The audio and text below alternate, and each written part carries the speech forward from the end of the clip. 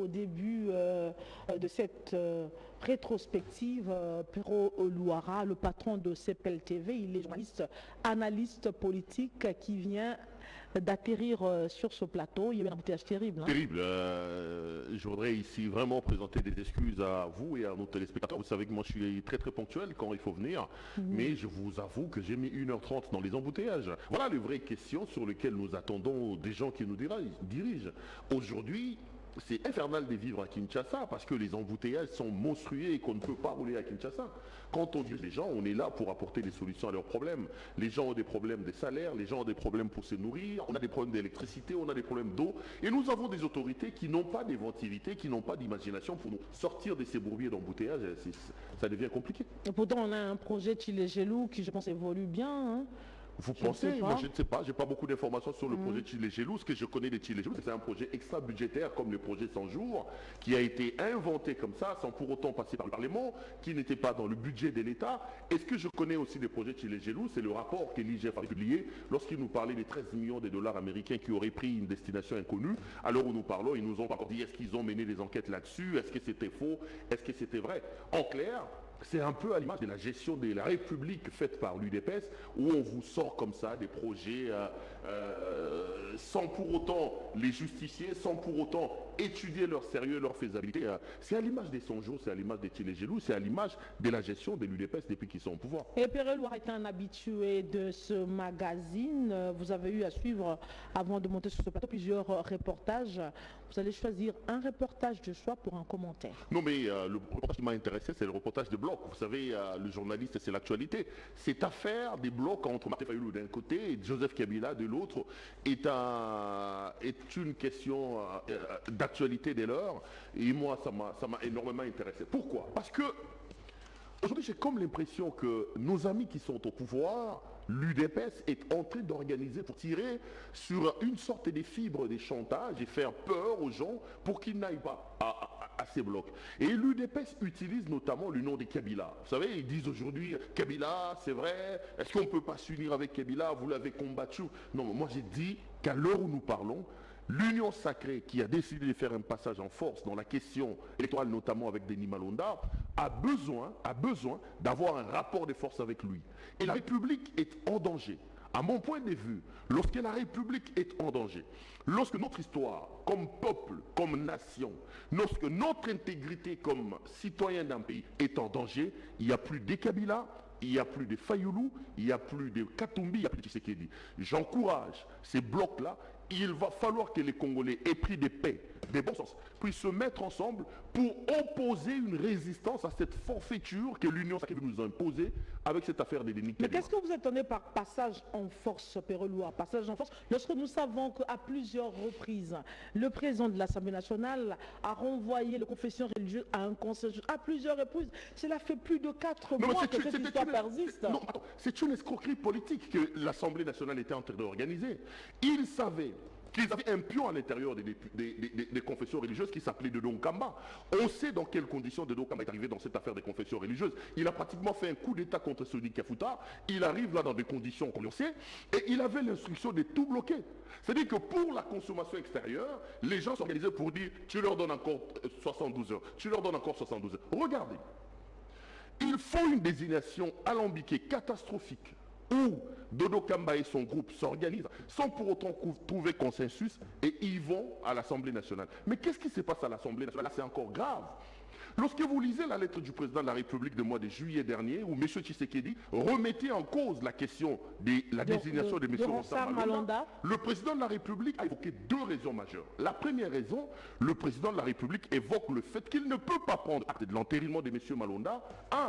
Parce que, selon M. Tshisekedi, président de la République, Ronsard Malonda a été désigné sans consensus et le président ne s'arrête même pas. Lisez bien la lettre du président. Le président va trouver des béquilles dans la position de l'Église catholique et de l'ECC.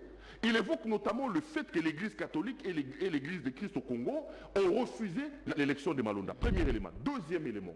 Le président de la République dit à Mme Mabunda qu'il ne peut pas prendre acte de l'enterrement de Ronsard Malonda. Pourquoi? Parce que des personnes qui ont déposé les PV à l'Assemblée nationale n'étaient pas attitrées récalcitré, il n'avait pas qualité.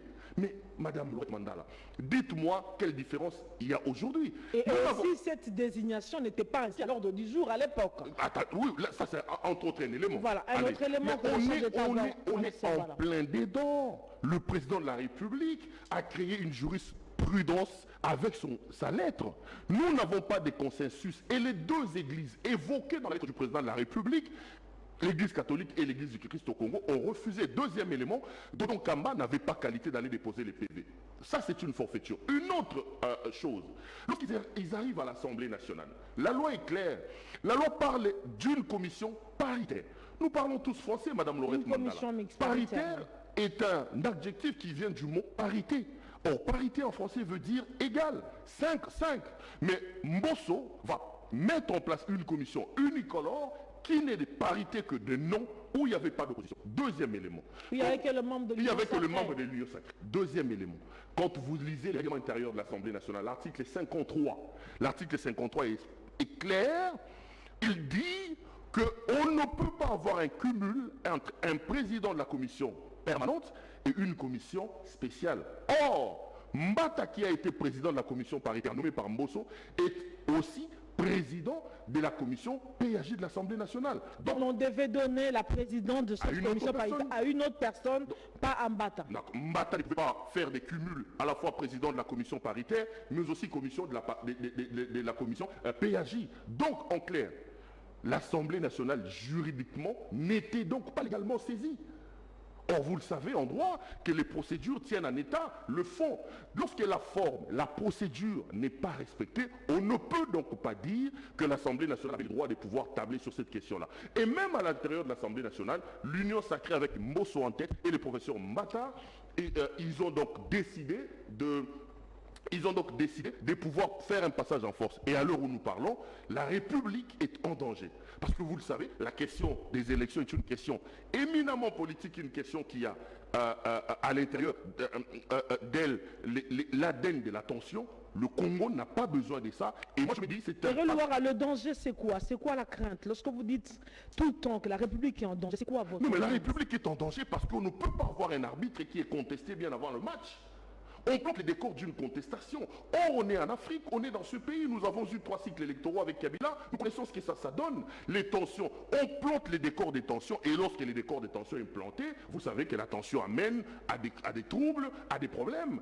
Et ça met la République en danger. Ça met notre avenir et notre devenir comme nation, comme peuple en danger. Lorsque la République est en danger, il n'y a plus besoin d'aller faire des calculs en disant Kabila nous faire peur comme ils sont en train de le dire. Mais contrairement aux autres qui détestent Denis Kadima, vous ne faites pas allusion au fait que Denis Kadima appartient à même espace linguistique que non, moi je ne suis pas dans les débats d'individus. Voilà. Denis Kadima, j'ai lu son CV, c'est un monsieur compétent. En termes de compétences, il est compétent. Je n'ai pas un problème avec Denis Kadima comme individu. Denis Kadima comme Kassaïen, je n'ai aucun problème.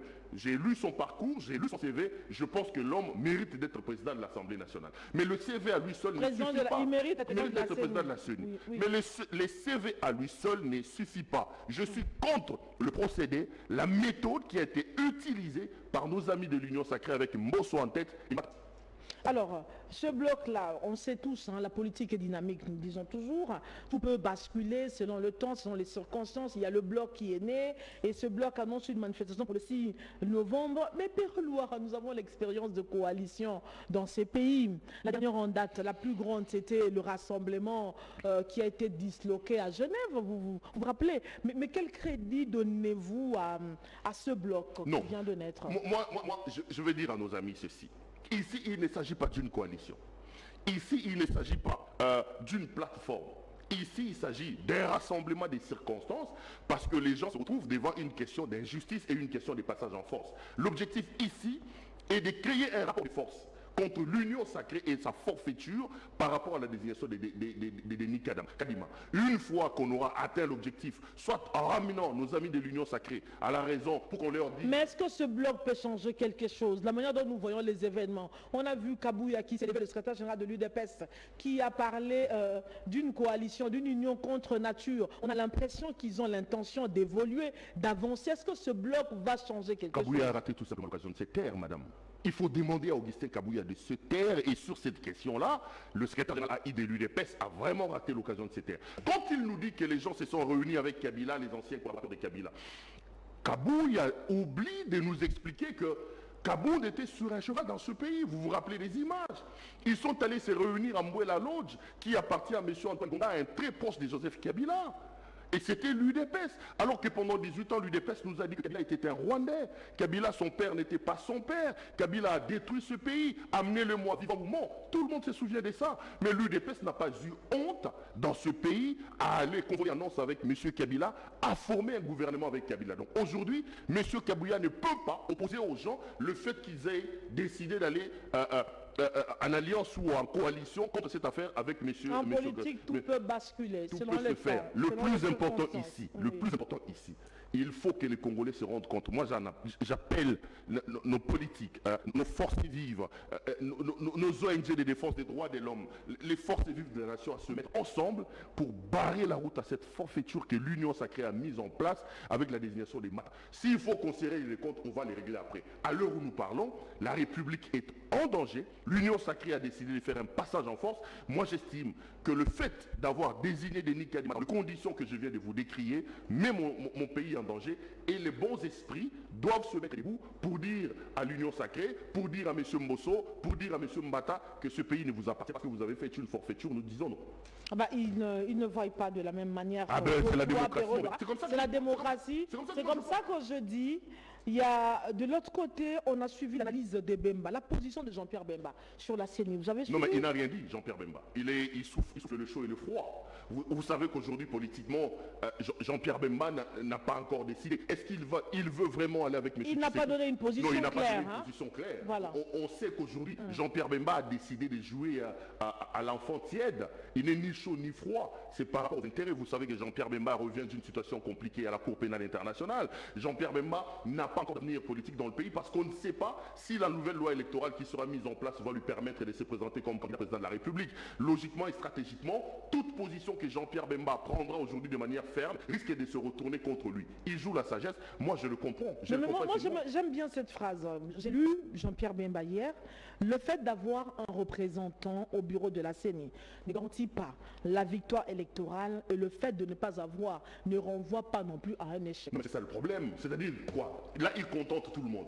Il dit le fait d'avoir un représentant à l'Assemblée nationale ne garantit pas la victoire. Là, il fait semblant de s'attaquer à Tshisekedi. Et d'autre part, il dit le fait de ne pas avoir, ne dit rien. Il s'attaque aussi à Moïse Katumbi et aux autres. Donc, lui, à l'heure où nous parlons, il est dans l'impossibilité d'avoir des positions tranchées. Il joue aux équilibristes, il souffle le chaud. Évidemment, il a des problèmes. Quand on a été arrêté pendant 10 ans, il ressort. Peut-être qu'il doit encore se refaire économiquement, financièrement. Moi, je ne tiens pas rigueur à Jean-Pierre Bemba. Jean-Pierre Bemba, je connais sa position. Toute position tranchée aujourd'hui de Jean-Pierre Bemba risque de se retourner contre lui. Donc, il joue aux équilibristes et c'est tout à fait normal. Alors, pour les élections, nous parlons des élections, nous parlons de la CENI. Vous avez suivi un sondage qui a placé Félix Tshisekedi en tête des élections de 2023 avec 32% d'intention de vote avant Katumbi et avant Fayoulou. Et ce sondage insiste que le peuple va renouveler la confiance à Félix Tshisekedi. Et de l'autre côté, je t'entends dire qu'il y a un décor de contestation qui a déjà été planté. De l'autre côté, on crie déjà à la réussite. À la victoire, on voit une victoire. Il y a des sondages qui parlent déjà de la victoire de Félix Tshisekedi. Un autre corps, un bloc qui vient s'organiser pour barrer la route, qui parle de la dictature. Et les autres se demandent, mais la dictature, c'est à quel niveau? On est dans cette situation, Péreloir. Non, mais moi, je ne crois pas à ces sondages-là. Aujourd'hui, je ne connais pas la maison qui a publié ces sondages-là, le sérieux, la crédibilité de cette maison. Vous allez créditer M. Tshisekedi des 32% aujourd'hui. Quel est le bilan de M. Tshisekedi? La gratuité de l'enseignement. Il y a gratuité dans ce pays. Vous savez que ça fait un mois que les enfants ont repris l'école. Mais il y en a qui n'étudient pas. La gratuité de l'enseignement. L'état de droit. Parlons-en, la gratuité de l'enseignement. La gratuité de l'enseignement est un concept, est une condition qui est inscrite dans notre constitution de la République. M. Tshisekedi avait raison de pouvoir les mettre en place, mais de quelle manière? C'est ce que j'ai dit. C'est ça l'image de la gestion de l'UDPS. Tilé Gelou, 100 jours, gratuité de l'enseignement. C'est-à-dire que pour des raisons de populisme, on vient, on les décrète. Et on va aller emprunter plus d'1 milliard de dollars américains pour soutenir les 2 premières années et après. Et après, l'État n'a pas pris soin de se dire, la gratuité de l'enseignement, nous allons les mettre en place, voici les conditions, voici ce que nous allons faire. Vous allez prendre la gratuité de l'enseignement pour sacrifier la qualité de l'enseignement. Aujourd'hui, nous avons sacrifié la qualité de l'enseignement de nos enfants sur l'autel de la gratuité de l'enseignement. Est-ce que c'était une mesure qui était réfléchie, qui était opportune, bien même qu'elle soit constitutionnelle? J'ai dit non. Vous n'allez pas me parler de la gratuité de l'enseignement. J'ai dit aujourd'hui que la gratuité de l'enseignement, pour moi, ce n'est pas une réussite. Vous me parlez. Je les entends dire, ils disent 6 millions d'élèves ont 6 millions d'élèves ont repris les bancs de l'école. Les bancs de l'école. Mais dans quelles conditions, Madame Mandala? Est-ce que vous, tel que je vous connais, vous pouvez envoyer, vous, votre enfant, aller étudier dans une école de gratuité, tel que je vous connais, par l'amour que vous avez de vos enfants? Vous n'allez pas le faire. Vous n'allez pas le faire. Parce qu'une école où vous avez 30 élèves, l'État n'a pas pris soin de construire des bâtiments. L'État n'a pas pris soin de se rendre compte de la qualité de vie de l'enseignant. L'État a lancé de manière alambiquée la gratuité de l'enseignement sans pour autant prendre le soin de se rendre compte de la situation. Et la gratuité de l'enseignement a sacrifié la qualité de l'enseignement. Pour moi, c'est pas... Et cette gratuité aujourd'hui a mis l'Église catholique face à l'État. Ah ben voilà, il y a une guéguerre. Non, mais justement, voilà. Mettez-vous à la place de cet enseignant qui enseignait par exemple à Boboto ou à Bosangani, qui avait par $700 ou $800, vous amenez votre gratuité, vous lui demandez de partir de $700 à $150 ou à $200. Entre-temps, qu'est-ce que vous faites? Vous lui pillez son argent avec RAM, vous mettez en place le RAM. Et part de $800 à $200, vous lui ajoutez le RAM, où on prend ses unités, et vous dites que le RAM... Attendez, on gère comment la République? On gère comment la République? Et ils ne veulent pas qu'on dise ça. Ils ont l'impression que l'UDPS a l'impression qu'il a les monopoles de tout. Personne ne peut dire quelque chose. Ce n'est pas du tout normal. La gratuité de l'enseignement, pour moi, ce n'est pas une réussite. C'était une bonne idée, mais si elle était bien réfléchie, si elle était bien mise en place. Vous parlez de l'état des droits. De quel état des droits vous parlez? Où est aujourd'hui Teni Longondo? L'état des droits existe lorsqu'on arrête les gens. Madame, moi, dans ma conception à moi, l'état des droits ne se résume pas à l'arrestation des gens. Non, pas du tout. L'état des droits est un état dans lequel les principes prennent les pas sur les individus. L'état des droits est un état dans lequel le droit prend les dessus sur les individus. Ce qui se passe dans mon pays, c'est de la proclamation. Dans le fait, je ne vis pas encore l'état des droits et je peux pas... Là, c'est le bilan. Hein. Là, vous parlez un peu du bilan du président de la République. Non, moi, je ne parle pas du bilan. Je ne fais pas les bilans du président de la République. Je parle de l'état de droit. Ouais, c'est son bilan, l'état de droit, la gratuité de l'enseignement. Nous avons l'état de siège aussi. Ah ben là aussi, il y a des problèmes. L'état de siège, les groupes armés qui ont quitté leur bastion. Et aujourd'hui, les FARDC qui reprennent les positions de groupes armés, la paix qui revient à l'est du pays. Tout ça, c'est un bilan à défendre en 2023. Vous croyez à ce que les hommes politiques disent? Vous avez suivi les députés de l'Itourie qui appellent à la fin de l'état de siège. Vous avez suivi Papa Molière, je l'ai reçu encore la semaine passée, qui décriait l'état des sièges, qui pour lui disait que l'état des sièges n'avait pas encore rien apporté. Molière a même dit, on fait prolonger plus de 10 fois l'état des sièges par mot d'ordre. Nous, les députés, nous ne savons pas les retombées de l'état des sièges. Il était sur mon plateau. Qu'est-ce que nous voulons exactement dans ce pays? Il n'est pas militaire. Hein. Lorsqu'on fragilise le bastion de Zadef à Béni, on sait ce que cela veut dire. Les Zadef à Béni. Moi, je ne veux pas rentrer dans des détails militaires. Vous savez que quand il y a des sièges, on ne veut pas après qu'on dise, bon, démoralisation des troupes. Moi, je m'en tiens au fait. Ici, je relaie les propos des députés de l'Itourie qui se posent énormément de questions sur les retombées de l'état des sièges. Je relaie ici le commentaire ou les propos de M. Molière Nembalemba qui se posent également des questions sur l'état des sièges et qui révèlent au public qu'ils sont en train de prolonger l'état des sièges non pas par examen mais par mot d'ordre. Alors, quelle sera la suite, Pérel Louara? Là, je vous pose une question en tant qu'analyste politique. Quelle sera la suite des événements avec le bureau Denis Kadima tel que ça nous a été présenté, remise et reprise et tout ça? Quelle sera la suite pour les élections de 2023? Vous sentez quoi? Vous sentez l'odeur des contestations qui arrivent? Est-ce que ces élections seront facilement acceptées? Qu'est-ce que vous voyez? C'est quoi votre vision? Qu'est-ce que vous voyez en tant qu'analyste politique pour 2023? Moi, quand je regarde les comportements des uns et des autres sur la table, je constate une chose. La première des choses, c'est que le président de la République, avec son union sacrée, a aujourd'hui décidé de faire un passage en force. Tout va aller en force. Ils ont le contrôle de la Cour constitutionnelle. Vous savez dans quelles conditions la Cour constitutionnelle a été mise en place.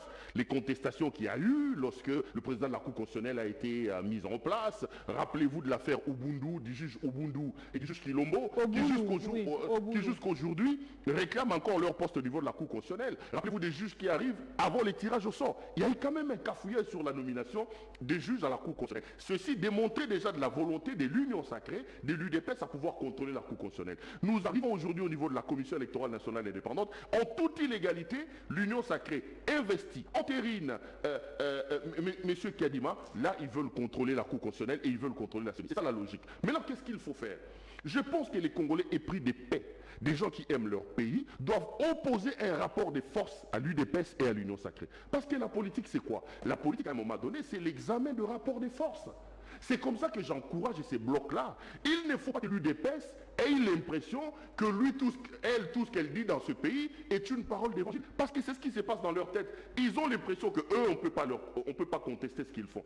Il faut que les Congolais se retrouvent, se réunissent. C'est le rapprochement Kabila-Fayoulou qui étonne un peu l'UDPS. Fayoulou qui ne jurait que par le nom de Kabila qui a violé, Kabila qui n'a rien fait, Kabila qui n'est pas congolais, et ce Kabila-là aujourd'hui qui se rapproche de Fayoulou. C'est ça l'analyse de l'UDPS. Fayoulou n'a pas récusé Kabila que l'UDPS. Je vous ai donné des exemples. C'est ça l'analyse. Non, ils font peur aux gens. Je vous ai donné des exemples ici, madame, rappelez-vous. 18 ans durant, l'UDPS nous a donné l'impression qu'il vivait à Niminici avec Kabila. L'UDPS a dit que Kabila était un Rwandais. L'UDPS a dit que le papa de Kabila n'était pas son papa. L'UDPS a dit que Kabila a détruit le pays, c'était un ennemi public numéro 1. Mais ils ne se sont pas empêchés de pouvoir aller avec l'UDPS, avec Kabila, de signer des accords en Mboula Lodge, de former un gouvernement ensemble. Nous sommes en politique, les alliances se font, les alliances se défont et les alliances se refondent. Donc, si aujourd'hui la République est en danger, moi, j'ai toujours cru que Kabila a été un très mauvais président, je le réaffirme ici. J'ai toujours cru que Kabila a détruit ce pays, je le réaffirme ici. Mais là, le président de la République, l'Union sacrée ne nous laisse pas de choix. Il faut que les anciens ennemis d'hier se mettent ensemble pour opposer un rapport de force à nos amis de l'UDPS, pour leur faire comprendre que la République ne leur appartient pas. C'est un bloc dangereux qui peut faire reculer l'Union sacrée. Justement, si les blocs se mettaient ensemble, l'Union sacrée va reculer. L'Union sacrée doit reculer et l'Union sacrée doit comprendre qu'il n'a pas le monopole des décisions dans ce pays. Alors s'il faut qu'ils reculent, ils doivent revoir la loi électorale. Tout est possible. Quel sera le format, le formule, une fois que l'Union sacrée comprendra qu'il n'est pas le seul maître à bord et qu'on peut lui opposer une résistance, les stratégies seront mises en place pour tenter de revenir et corriger les erreurs que je suis en train de voir aujourd'hui. Le plus important à l'heure où nous parlons, c'est de montrer à l'UDPS qu'il n'a pas le monopole de la popularité, qu'il n'a pas le monopole des Congolais.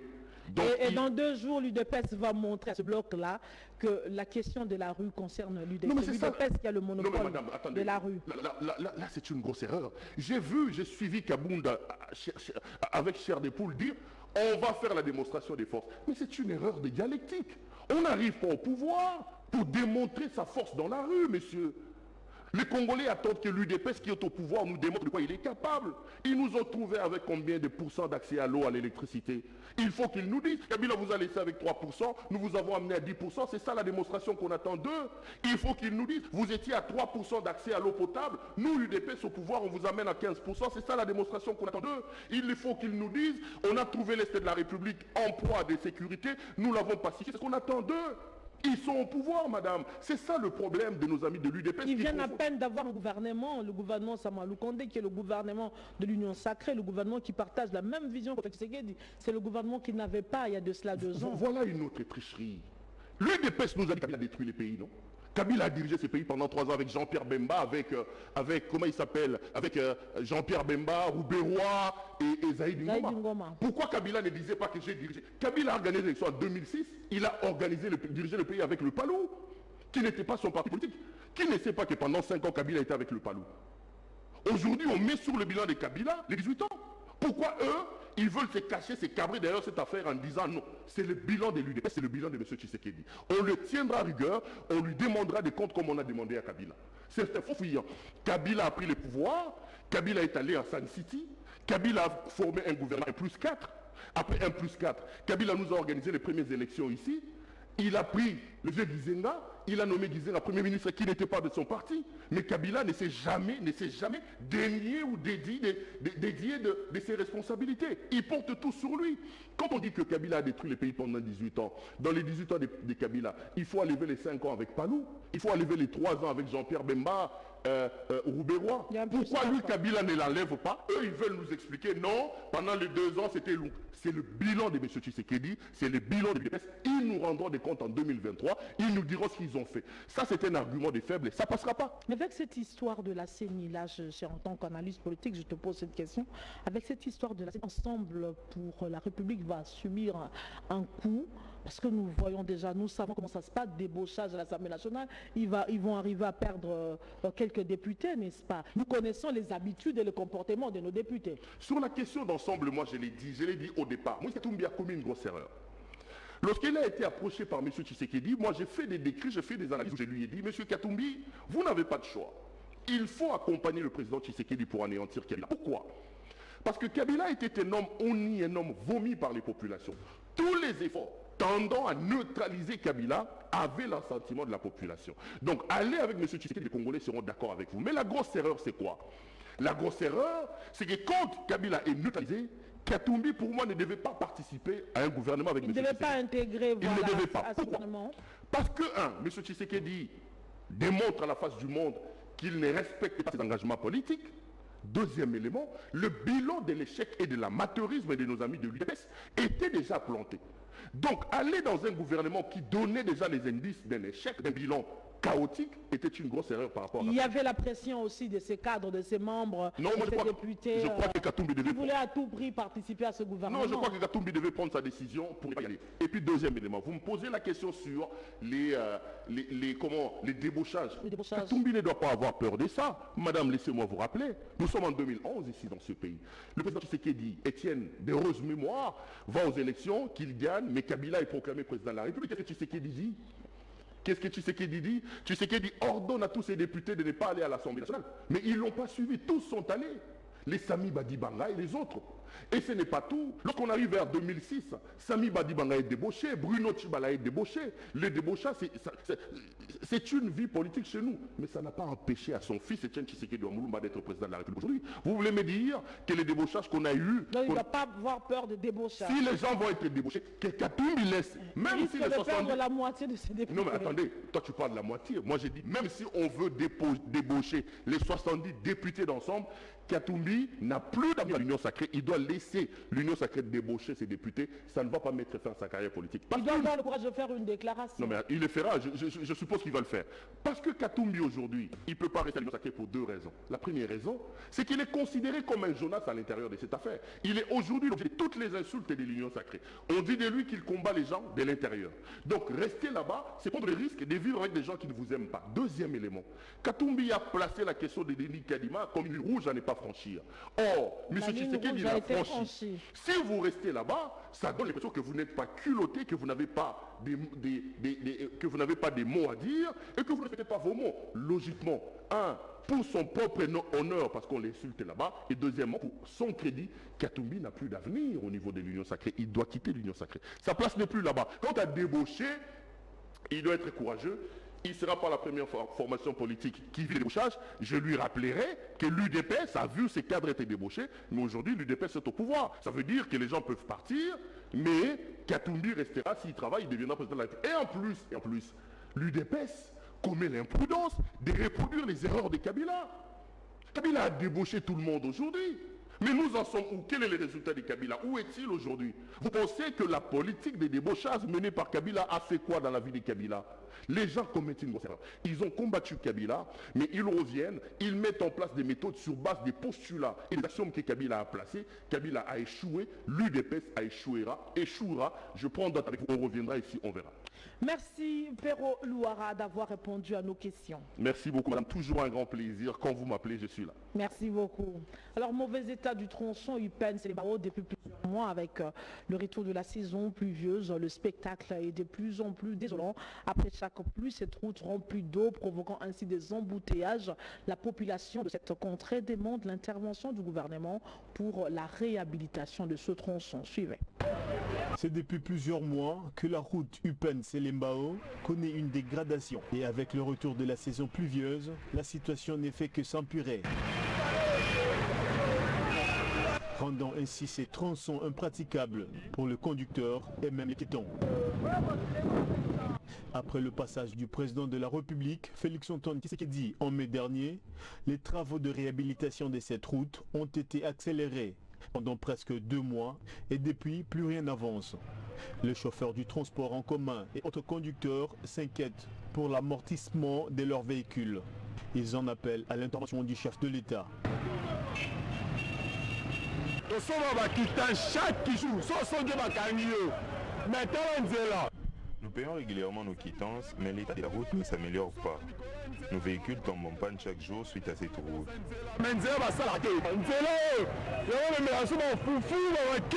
Beaucoup de denrées alimentaires passent par cette route, mais son état n'est pas bon.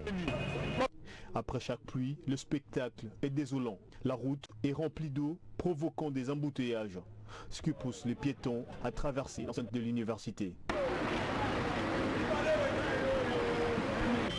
Le gouvernement a négligé du boulot est salé à peu près. Nous sommes négligés par le gouvernement. Ce trou a maintenant fait 3 ans. Aucune initiative est prise pour mais aucune initiative n'est prise. Quand il pleut, le transport devient difficile. Avec le lancement de l'opération Kin Zero Trou par le Premier ministre, les habitants de cette partie de la capitale demandent l'intervention du gouvernement pour la réhabilitation de cette route. Et voilà, pour conclure, nous recevons pour vous l'honorable Géry Dikala. Il est député provincial élu de Calamou pour le compte de l'UDPS. L'honorable Géry Dikala va s'adresser aux Quinois dans ce magazine. Honorable, bienvenue sur ce plateau. Merci. Honorable Outolanda Elemon Yaselembao, un commentaire. Un commentaire en tant que député provincial. Merci madame.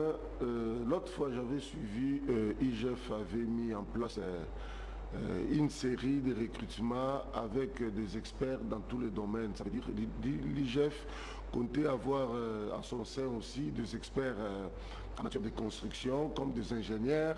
Il devait avoir aussi des experts, comme je dis, dans tous les domaines. C'est pour dire que il faudrait aussi que IGF, au-delà, il y a contrôle. Il y a gestion financière, il faudrait aussi mettre la qualité. Surtout au Bazosala. Et le lot solo et mais c'est la même chose aussi même dans la commune de Kalamu. Hier, nous avons parcourir ensemble la commune, vraiment une grande partie de la commune. Oui, dans la commune. Au moins un niveau de salité. Non, non seulement salité. Salité, c'est un problème, parce qu'avec simple volonté, ça peut partir. Mais l'État, il y a Banzela, où ils ont la commune à Kalamu. Dans le bino, la minute, la commune à Kalamu, ils ont vaste. Commune à Kalamu, ils ont la Selembaote, commune à Kalamu, ils ont la Massinate, commune à Kalamu, ils ont la Malukute. Mais commune à Kalamu, ils ont un centre-ville. Donc, commune à Kalamu, ils ont censé, ils ont d'abord le échantillonnage. Il y a Oignon sur les Kinshasa. Mais au moment où nous parlons, madame, dans le binayo, quand on a entré qui moinza, au moment où on a entré qui moinza, bazo béton. Mais ceux qui ont l'équipe, au commune à Capella, Bongolo d'abord, croisement Bongolo, Kimwenza, n'en parlons pas. Donc, représente 4 mois de consommation de la province du Katanga, tous les Katanga, 4 mois de consommation de produits mis en vente en fraude sans payer les droits revenant à la DGDA, le Trésor public, les droits de la DGI. Voilà pourquoi on a demandé que ces sociétés puissent régulariser la situation. On leur a donné, le ministre des Finances leur a donné 15 jours pour régulariser la situation parce qu'ils avaient déjà vendu les produits et tous les droits de l'État, ils ont empoché les droits de l'État. C'est une situation inacceptable. Pour ce qui est de l'affaire RAM, l'inspecteur général des finances a fait savoir que son service n'effectue pas des missions de contrôle lorsque le Parlement se saisit d'un dossier. Il n'était pas possible pour Alinguete d'expliquer à la presse la gestion du fonds perçu grâce au prélèvement de la taxe RAM.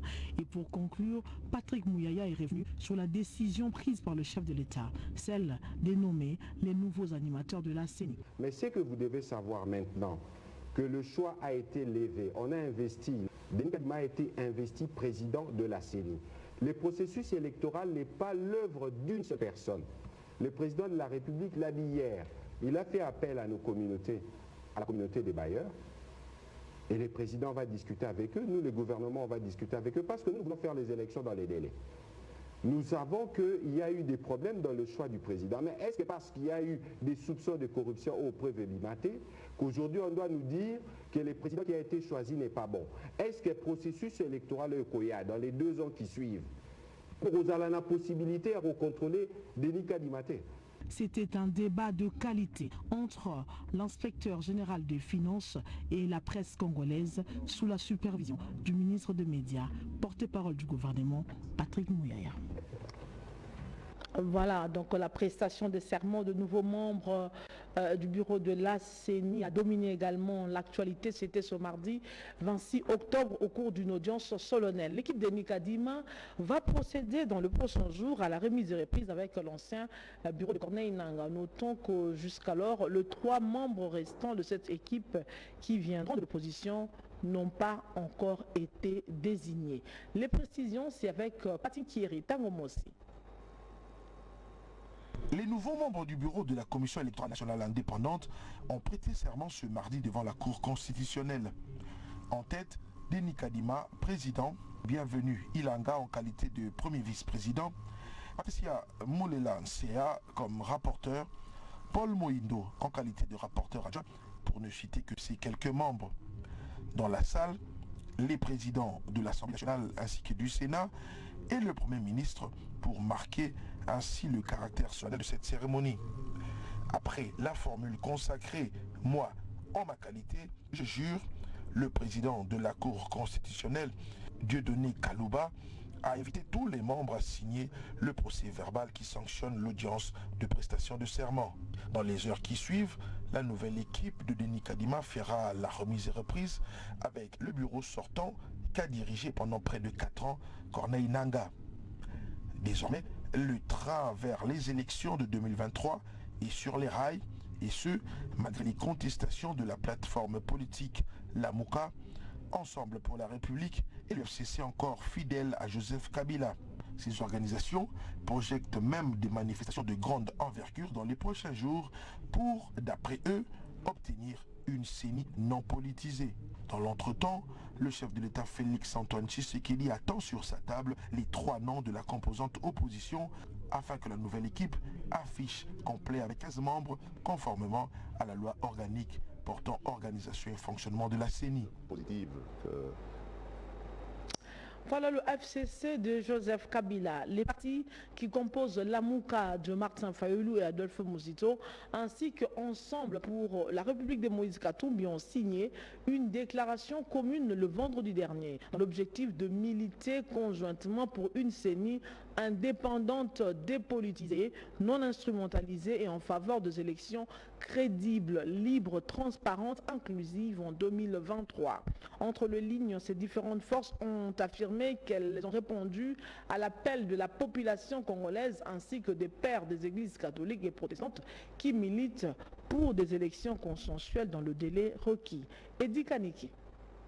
À la base de cette déclaration qui a rassemblé les adversaires politiques d'hier, l'investiture de Denis Kadima et de ses compères à la CENI par le président de la République. Pour ces forces politiques et sociales, le processus de réforme de la CENI et de remplacement de ses membres a été entaché de plusieurs irrégularités, de la corruption, de la violation de la loi, de l'absence de consensus et de la manipulation par le pouvoir actuel. Les nouveaux alliés circonstanciels estiment dans leur déclaration que c'est dans l'intérêt de toute la nation et pour sauver la démocratie qu'elles décident de coaliser malgré les différends qui leur opposent, en vue d'obtenir les élections organisées dans le respect des recommandations de la Constitution. Aussi ont-elles poursuivi dans leur écrit le blocage actuel et la volonté du régime, alors que le consensus demeure le seul mécanisme qui puisse apaiser toutes les forces politiques et sociales et conduire à un processus apaisé. Une situation qu'elles ont déplorée et à cause de laquelle elles demandent à l'ensemble du peuple de s'élever pour obtenir l'indépendance et la dépolitisation de la Commission électorale nationale indépendante à travers des manifestations de grande envergure sur l'étendue du pays lancées à partir du vendredi 24 octobre 2021. Les nouveaux coalisés n'ont pas manqué d'implorer la bénédiction et la protection divine sur la population congolaise tout entière. À cette déclaration, comment réagira l'accusé UDPS à la tête de forces sociales et politiques du régime actuel à travers sa réponse à la bergère? L'avenir nous en dira plus. Alors face à la coalition, la Mouka, FCC et Ensemble pour la République, l'UDPS se dit pas du tout intimidé. Au cours d'une matinée politique, le mercredi 27 octobre, Augustin Kabouya, secrétaire général du parti au pouvoir, promet une réponse foudroyante à cette coalition qu'il qualifie de contre-nature. Il annonce une marche de l'Union sacrée qui va, selon lui, montrer que c'est pas à l'UDPS qu'on peut apprendre les actions de rue. Pour Augustin Kabouya, la Mouka, FCC et Ensemble pour la République ont tout simplement peur des élections de 2023. Guillaume Zamba.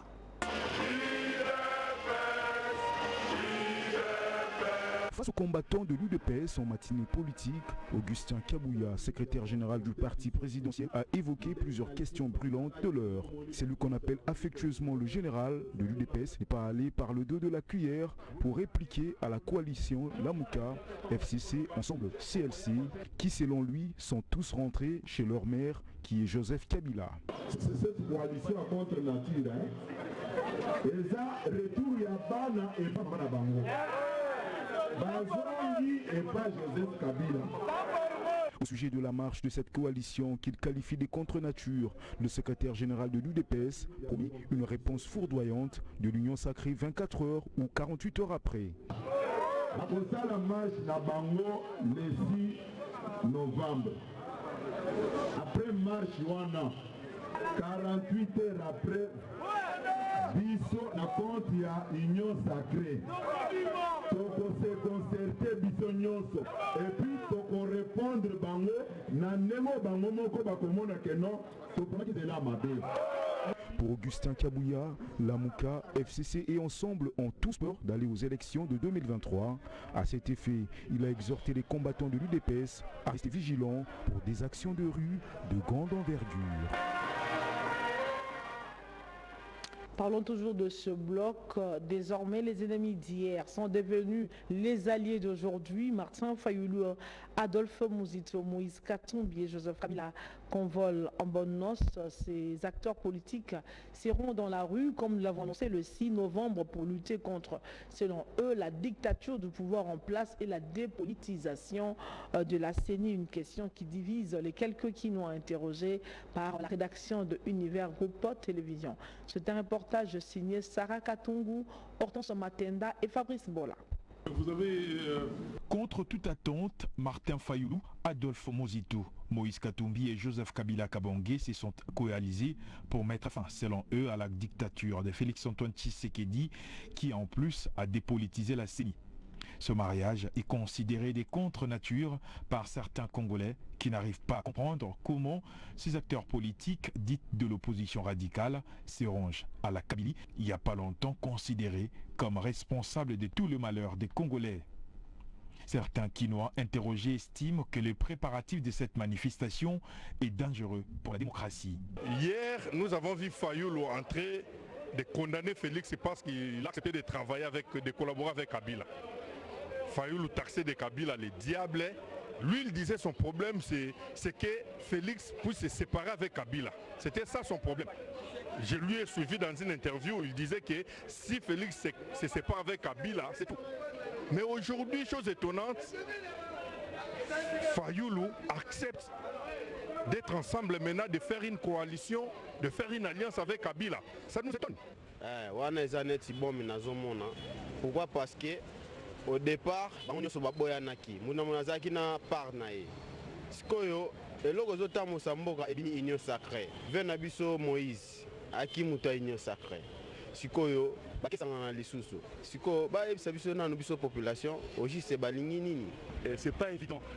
Normalement, Martin Fayoulou ne pouvait pas réagir de la sorte parce qu'il faisait partie des gens qui n'étaient pas du tout d'accord par rapport à la coalition entre Félix et Joseph Kabila FCC. Pour d'autres, cette manifestation pacifique vient à point nommé pour mettre fin à la tiraille tshisekedi-diste. S'ils pensent s'unir aujourd'hui, c'est pour barrer la route à la nouvelle forme de la dictature qui est en train de naître par le canal du président Tshisekedi. Il est en train d'imposer sa loi à lui. Et lui qui a milité hier pour la vraie démocratie, mais aujourd'hui, il est en train de jouer la carte que les autres l'ont jouée hier. De l'autre côté de l'Union sacrée, Augustin Kabouya, secrétaire général de l'UDPS, annonce aussi une marche pacifique 48 heures après, c'est lui, des 6 novembre. Devant ses partisans, il a recommandé à tous les Congolais à descendre dans les rues après la manifestation de Fayoulou et autres. De son côté, le président de l'Assemblée nationale, Christophe Moussokodia, projette un meeting le 31 octobre prochain pour soutenir son allié Félix-Antoine Tshisekedi. Voilà le procès d'Augustin Matata Ponyo et consorts qui devrait s'ouvrir le lundi 25 octobre à Kinshasa a été renvoyé au 8 novembre prochain. L'ancien Premier ministre devrait s'expliquer devant la Cour constitutionnelle sur le chèque du projet agro-industriel Bukanga-Lonzo qui a coûté à l'État congolais plus de 285 millions de dollars. Malgré tout, l'homme à la cravate rouge a toujours clamé son innocence, se disant plutôt victime d'un acharnement politique. Patin Thierry Tangomonsi. La Cour s'est déclarée saisie régulièrement et qu'aujourd'hui, la remise est contradictoire. Il s'est posé un problème au niveau des Gobelets qui est co-accusé du sénateur Matata Ponyo et donc on a renvoyé à 2 semaines pour que la Cour ait un droit de commettre un interprète.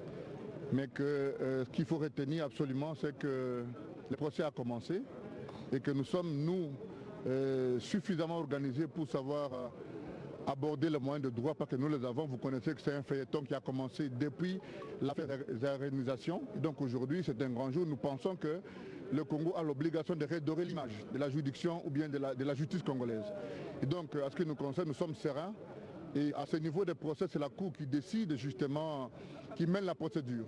Ce n'est pas comme au niveau inférieur où ce sont plutôt les partis qui décident des dates de remise. Et donc la Cour a estimé souverainement qu'il faut renvoyer l'affaire pour trouver le mécanisme de commettre un interprète en vue de confectionner ce qu'on appelle la théorie d'un procès équitable. Nous regrettons le fait qu'il y a eu une sorte de désordre organisé parce que le procès il est public, c'est un principe connu. Mais que j'estime aussi que c'est la première expérience d'un procès pénal à la Cour constitutionnelle. Et donc le fait qu'on ait renvoyé à 2 semaines va permettre aussi bien à la Cour qu'aux avocats à prendre toutes les dispositions justement pour que les journalistes aient accès aux informations et surtout au procès parce que nous n'avons rien à cacher. Nous avons cette sérénité que notre client a des moyens de droit et nous pensons comme avocats que nous allons suffisamment avancer quant à ça. 70% au moins aux examens d'État et un test d'admission avant d'être inscrit en faculté de médecine. Le ministre de l'Issue, Moïndo Nzangi, vient de fixer les conditions à travers un arrêté. D'après le ministre, le concours, c'est entre autres pour vérifier si le candidat à la faculté de médecine dispose de prérequis pour suivre avec succès son cursus académique. Encore une fois, Patin Kiritangomo, c'est pour le compte rendu. Ne peut être admis à participer au concours que le porteur d'un diplôme d'État ou son équivalent des humanités scientifiques ou d'un diplôme d'État de toute autre section obtenu avec au moins 70%. Voici donc la nouvelle mesure prise par le ministre de l'Enseignement supérieur et universitaire, Moïndo Nzangi. Décision prise à travers un arrêté signé et qui fixe les conditions de recrutement des étudiants de premier graduat ou première licence LMD dans les facultés de médecine. L'article 1 de cet arrêté ministériel stipule aussi que nul ne peut être inscrit en première année de graduat, première licence LMD en faculté de médecine s'il ne réussit pas au concours d'admission organisé au sein de l'université. Ce concours, d'après le ministre de l'Enseignement supérieur et universitaire Moïndo Nzangi, c'est pour vérifier si le candidat à l'admission dispose des prérequis pour lui permettre de poursuivre avec succès ses études supérieures en médecine. Visiblement déterminé à assainir le milieu académique, le ministre de l'ESU avait il y a peu supprimé la faculté de médecine dans près de 70 universités du pays. Les responsables de ces établissements ont trouvé une oreille attentive auprès du député national Bernard Kayumba qui a par la même occasion saisi le Conseil d'État contre cette décision du ministre Moïndo Nzangi. L'élu de la Lukunga est allé plus loin en adressant même une question orale au ministre de l'ESU autour de la fermeture des facultés de médecine dans différentes universités du pays. Rappelons que cette décision du ministre Moïndo Nzangi résulte des états généraux de l'ESU organisés récemment à Lubumbashi dans le Haut-Katanga, après surtout le contrôle de viabilité dans les établissements académiques du pays. Toujours par rapport à cette condition annoncée par le ministre Moïndo Nzangi, la quasi-majorité de la population quinoise approchée par la rédaction de l'Univers Group Télévision, tout en adhérant à cette décision du ministre, pense plutôt qu'elle est précoce. Certains pensent même qu'obtenir 70% n'est pas nécessairement synonyme d'intelligence. À cela, il s'ajoute les différentes fraudes autour des tests d'admission. Baron Kaputa et Fabrice Bourla pour ce reportage. La nouvelle disposition du ministre de l'Enseignement supérieur et universitaire Moïndo Nzangi, obligeant les élèves à avoir au moins 70% pour être candidats à la faculté de médecine, fait objet de plusieurs débats au sein de l'opinion congolaise. La population voit en lui le souci de rendre plus crédible l'enseignement supérieur congolais, en particulier la faculté de médecine. Selon les Quinois interrogés, les ministres de l'ESU devraient y aller progressivement. D'un côté, je pourrais dire que le ministre veut la culture de l'excellence. Parce qu'une fois ces barèmes-là posés, les enfants pourront exceller, se donner encore plus pour avoir les 70% pour accéder à certaines études. En tout cas, la culture de l'excellence du ministre, c'est très bien, mais qui doit voir aussi que même un enfant qui a moins de 70%, il peut aussi accéder à ces études-là et montrer sa ténacité, aller jusqu'au bout. Les nouveaux diplômés ayant l'ambition de poursuivre leurs études en médecine se voient privés de leurs rêves suite à cette décision qui vient les surprendre, chose qui n'est pas juste d'après certains. Toujours est-il que l'obtention du diplôme d'État avec 70% n'est pas un gage d'intelligence. D'autre part, la population fustige les nombreuses fraudes et corruptions qui tournent autour des tests d'admission dans nos différentes universités. Le pourcentage d'aujourd'hui, je ne sais pas.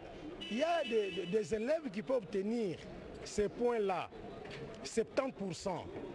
Mais vous appelez l'élève qui a obtenu ces points pour défendre le niveau qu'il a avec le point, ça pose un problème aussi. Et celui qui a 60, 50% peut très bien défendre plus que celui-là 70%. On doit revoir les choses. Sinon, on doit pénaliser celui qui est intelligent. C'est par rapport au pourcentage. Là, ça pose un problème. Parce que l'intérêt d'abord est inné. Le ministre est donc invité à revoir cette décision qui, selon les parents, limiterait les ambitions de certains élèves à affronter le cursus académique en faculté de médecine.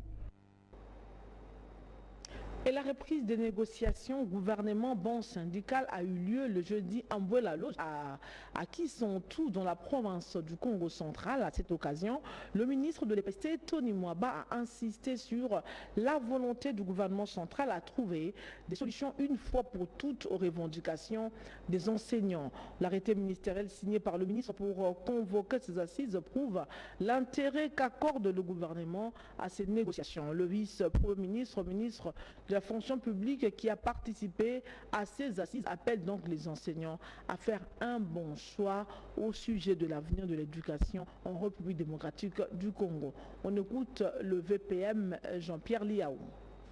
Dès le lundi 1er novembre 2021, les enseignants vont reprendre le travail sur toute l'étendue du pays. Après 2 jours de négociations à Mbouela-Lodge dans le Congo central avec le gouvernement représenté par le vice-premier ministre, ministre de la fonction publique Jean-Pierre Liaou et Tony Mwaba, ministre de l'EPST, Le banc syndical a décidé ce vendredi 29 octobre la suspension de la grève observée depuis la rentrée scolaire, surtout dans les écoles conventionnées.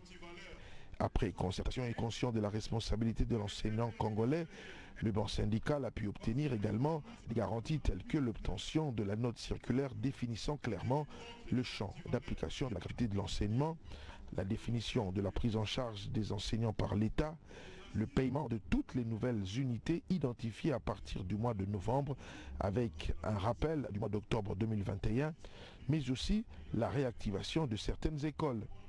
Cette bonne nouvelle réjouit les parents, mais surtout les élèves qui n'ont pas étudié depuis la rentrée scolaire 2020-2021. Ces derniers n'ont pas hésité à manifester leur mécontentement dans la rue pour réclamer la reprise des cours et la bonne prise en charge des enseignants par le gouvernement. Et la suppression partielle de la taxe RAM sur les appareils cellulaires de la deuxième génération ne semble pas plaire à plusieurs Quinois. D'après ce dernier, c'est une solution qui ne profite pas à la population qui, dans sa majorité, ne font plus recours aux appareils cellulaires de cette génération. Sarah Katungu et Sarah Barouti. Suivez. C'était une réponse attendue par la population congolaise qui ne cesse de réclamer dans sa majorité la suppression de la taxe RAM. À la place, cette taxe n'a été que partiellement supprimée pour les appareils cellulaires de la deuxième génération, une solution à laquelle n'adhère pas la quasi-majorité des Quinois approchés par la rédaction de Univers Groupe Télévision. Déjà, cela veut dire que la suppression partielle, comme vous venez de dire, n'est pas ressentie. Donc on ne ressent pas vraiment totalement l'impact de la suppression partielle parce que la plupart ou soit la majorité de la population congolaise utilise déjà le téléphone de la 3e ou 4e génération. Donc voilà un peu. Là, on s'attend maintenant à la suppression partielle. Ce n'est pas réel, ce n'est pas exact que nous puissions accepter cela. Donc je suis contre la suppression partielle, mais pour la suppression totale. Donc voilà un peu. Au sein du Cameroun, il faut en général tout le monde tout tout. Oh, les cocoli, oui. Bon, dans le tu as vu mon gars. Non, c'est ma copie, c'est ma copie, c'est ma $100. Na paiement téléphone à $80. Na beaucoup de la vie. Na bon la vie te. Tokemba tout le monde okemba. Ko za téléphone na ngoro de la sigo bonga te. Ba raisonner ndeni ba vani ba raisonner man ndenge ni ba kuna biso. Ba raisonner bien te côté wana vraiment. Selon le gouvernement congolais, cette décision est dictée par le fait que c'est plus de 75% des Congolais qui utilisent ces appareils de la deuxième génération, un pourcentage qui n'approuve pas ces Quinois. Appréciation nanga exacte parce que bango va trouver bon faire ça la bon. Mais normalement, tant que bozo sala, basala kate par rapport à ba réduire la téléphone 4G 3G non. Et ça, les individus ne sont pas déclarés. Ils sont déclarés par rapport à autres qui ont un téléphone. Un téléphone 2G, 3G, pour épargner. On ne sait pas, on ne saura pas le faire. Quitte à vous maintenant, au Bossala, on sait que Bozar vous sentir un peu reproché à quelque chose. Des bolombi que non, vous soigner, vous rectifier, vous comprendre. Alors, ceux qui prennent la bisoto sengabino, bon, mais vraiment qu'on revoit la décision à bino, dans ma cambo aram. Hein, vraiment ça pèse. Les appareils cellulaires de la deuxième génération ne sont presque plus d'actualité auprès des Congolais, chose qui laisse perplexe la population concernant cette prise de décision du gouvernement congolais. Voilà, et en société, on va clôturer par là. Les usagers de la route Kapela-Kimwenza dans la commune de Kalamou rencontrent de sérieuses difficultés après les pluies sur ce tronçon qui devient totalement impraticable. Une chose, c'est pourtant dans le travaux de réhabilitation financés par le gouvernement provincial qui sont arrêtés sans raison valable. C'est le reportage réalisé par Grace Kinkela et Daniel Kajimin. Aucun autre moyen de passage pour éviter la nage dans ce qui s'apparente à un lac dans le tronçon Kimwenza Kapela, commune de Kalamou. Les usagers de la route peinent à s'effrayer un passage en cas de pluie. Les travaux pourtant lancés par l'OVD se sont arrêtés sans aucune explication, ce qui provoque de vives réactions dans le chef de la population, Pour Luc Massala, il aurait été préférable de laisser ces tronçons dans son état initial.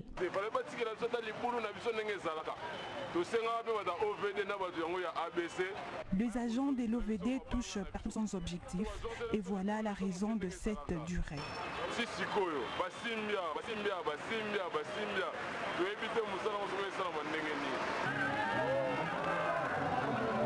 Conducteur de taxi-moto, Jonathan Mwanda soutient que les agents de l'OVD avaient débuté des travaux avant de tout arrêter sans explication.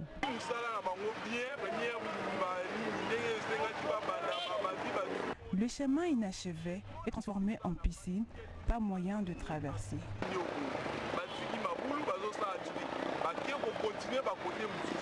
Pierre Zinga s'est plaint de problèmes d'embouteillage que provoquent ces tronçons et appelle les autorités à intervenir. Nous demandons aux autorités de revoir ces chemins le plus vite possible parce qu'elles créent des énormes dégâts et nous fait souffrir. Cette situation sera semblable à celle du ravin de l'avenue Manzingeli.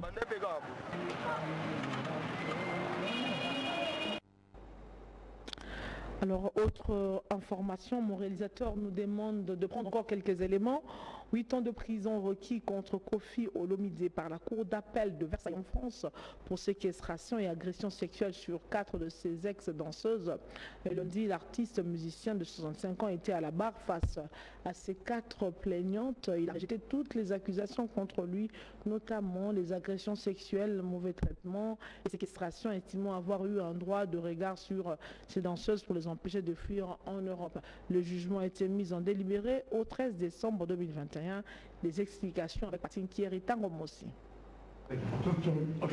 Cette vidéo a été tournée par un proche de l'artiste musicien Kofi Olomide lundi 25 octobre après l'audience à la Cour d'appel de Versailles. Jugé en appel pour agression sexuelle et séquestration de 4 de ses anciennes danseuses, la star de la rumba congolaise risque 8 ans de prison ferme tel que requis par la Cour d'appel. Lundi, le chanteur congolais de renommée internationale était face à ces 4 plaignantes assises au premier rang pour cette plainte déposée, il faut le rappeler, entre 2007 et 2013. Ces ex-danseuses du quartier international accusent leur ex-patron de les avoir notamment enfermés dans un pavillon près de Paris lors d'une de ses tournées françaises entre 2002 et 2006. Ils accusent également Kofi Olomide de les avoir forcés à avoir régulièrement des relations sexuelles. Des accusations de séquestration balayées à la barre par l'artiste musicien de 65 ans, assurant que ses filles allaient très souvent sur les Champs-Élysées. Kofi Olomide a cependant reconnu avoir eu un droit de regard sur ses filles de peur qu'elles puissent rester en France de manière clandestine. Dans sa réplique, le chanteur congolais a aussi rejeté les accusations de mauvais traitement, soulignant avoir des danseuses qui gagnaient jusqu'à 600 € par tournée. Rappelant que Kofi Olomide avait été condamné en première instance à 2 ans de prison avec sursis pour atteinte sexuelle, puis relaxé. Lundi, l'accusation a demandé de revenir sur le naufrage du premier jugement et de le reconnaître coupable. Le jugement a été mis en délibéré au 13 décembre 2021. Le maître de double de mer. Voilà, certaines choses dans les réseaux sociaux confirment la présence de l'artiste musicien à Kinshasa, des informations que nous devons vérifier. Et dirigeons-nous rapidement vers le Nord Kivu, précisément à Béni. Ça fait 22 ans depuis que les Nations Unies sont en mission en RDC. Son bilan est largement et diversement commenté dans l'opinion publique de Béni. La population déplore le fait que l'insécurité est toujours récurrente malgré la présence des soldats de la paix dans cette région. La société civile reçue par le secrétaire général adjoint de l'ONU chargé des opérations du maintien de la paix a fourni plusieurs recommandations pour mettre fin à l'insécurité. Delphin Moupanda, notre correspondant depuis Béni, suivez.